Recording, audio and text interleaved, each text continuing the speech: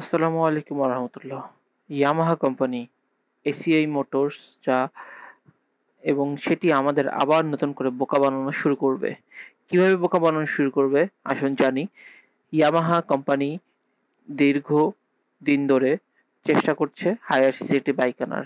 তারা বাইকটি যে আনবে সেটি হচ্ছে যে ফেজার 250। ফেজার 250 একটি অনেক পুরাতন মডেল। সেটি বাংলাদেশে লঞ্চ হয়নি সিসি লিমিটের জন্য। কিন্তু তাই বলে একটি ডিসকন্টিনিউড বাইক বাংলাদেশে লঞ্চ হবে। এপ্রিল মাসে প্রোডাকশন বন্ধ হয়ে যায়। তারা এই বাইকটিকে বাংলাদেশে নতুনভাবে লঞ্চ করার কি কারণ? তারা কি পুরাতন পুরাতন ভাত বাঙালিকে খাওয়াবে যেমনভাবে তারা খাওয়াচ্ছে এফজেড ভার্সন 2, ভার্সন 3 এই বাইকগুলো আমার মনে হয় মার্কেটেই থাকা উচিত না। এত পুরাতন একটি বাইক, সেই বাইকটি বাংলাদেশে তারা কমফোর্ট কিং নামে বিক্রি করতেছে অথচ না আছে বাইকের কোনো পাওয়ার, না আছে বাইকের কোনো এবিলিটি এতদিন বিক্রি করার। ওনারা করতেছে ইয়ামাহা অবশ্যই ইঞ্জিন ভালো, সব দিক দিয়ে ভালো। তাই বলে এই না যে আমরা ১০ বছর আগের একটি বাইক বাংলাদেশে চালাবে ইচ্ছামতো।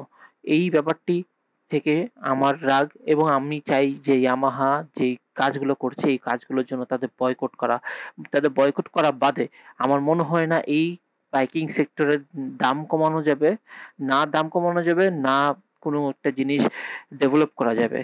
প্রত্যেকটা জায়গায় ইয়ামাহা কোম্পানি এই সেক্টরটাকে করাপ্ট করে তারা কয়েকদিন আগে দাম কমাবে। ৳৫০-৬০ পার্টসের দাম কমিয়ে তারা বলছে যে আমরা পার্টসে ডিসকাউন্ট দিচ্ছি, পার্টসের দাম কমাচ্ছি।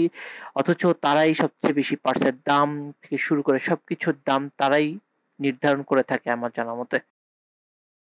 এবং বাইকের ট্যাক্স কম কিংবা বেশি হওয়া সত্ত্বেও তারা বাইকের ট্যাক্স অনুযায়ী তারা যে অতিরিক্ত দাম রাখছে সে বিষয়ে কোনো দালাল কিংবা ইউটিউবার কথা বলে না। এবং আমি চাই এই ব্যাপারটা নিয়ে অবশ্যই খোলাখুলিভাবে কথা বলার। এই বাইক ইয়ামাহা এবং সুজুকি, লবণ এবং বিটলবন কোম্পানি এই দুটো কোম্পানিকে বয়কট করা, কঠিনভাবে বয়কট করা যাতে যে করেই হোক বাইকের দামটা কমানো উচিত। এবং আপনার যদি অবশ্যই একজন বাইক লাভার হন তাহলে অবশ্যই আমার ডাকে সাড়া দিবেন। Thank you so much.